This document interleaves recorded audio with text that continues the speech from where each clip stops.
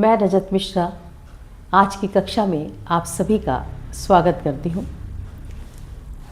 आज हम देखेंगे कुछ नए अनेकार्थक शब्द। इससे पहले भी मैंने आपको कुछ नए अनेकार्थक शब्द बताए थे।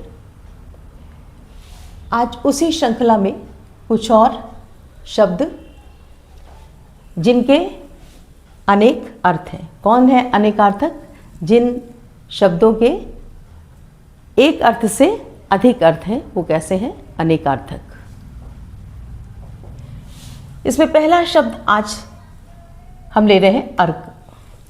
अब अर्क शब्द जो है वो सूर्य के लिए भी इस्तेमाल होता है।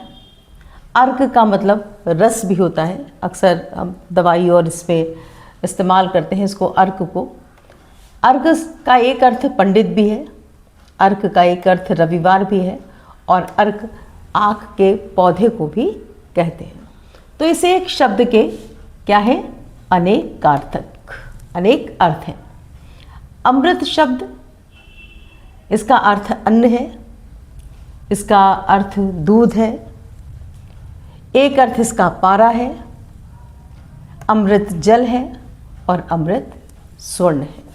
इस तरह से इस एक शब्द के अनेक शब्द हैं, लेकिन इन शब्दों के प्रयोग में ध्यान देने की बात क्या होती है कि हम कहाँ पर प्रयोग कर रहे हैं, वो वाक्य क्या है, वहाँ पर कौन सा इसमें से अर्थ उपयुक्त होगा, इसको ध्यान में रखते हुए हमें शब्द का प्रयोग करना चाहिए। और अनेकार्थक जानना इसीलिए आवश्यक भी है क्योंकि जब हम बहुत से अर्थ जानते हैं तो अलग अलग जगह पर वाक्यों में इन अर्थ को देने वाले वाक्यों में उस जगह पर हम शब्द का प्रयोग कर सकते हैं। तीसरा शब्द है कर। कर का अर्थ है हाथ, कर का अर्थ है किरण। किरणों को भी कहते हैं कर। सूर्य की किरणें भी क्या हैं? वो भी हैं कर। एक कर टैक्स के रूप में हम देखते हैं। कर का अर्थ सूंड भी है, हाथी की जो सूंड है वो भी क्या है? कर है।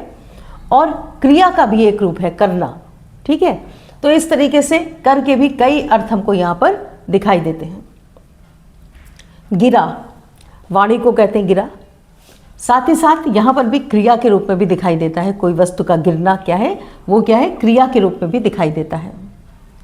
जलज, अब जलज का एक तो पर्याय आप जानते हैं कमल है। इसके अलावा जलज शंख भी है, उसका एक अर्थ।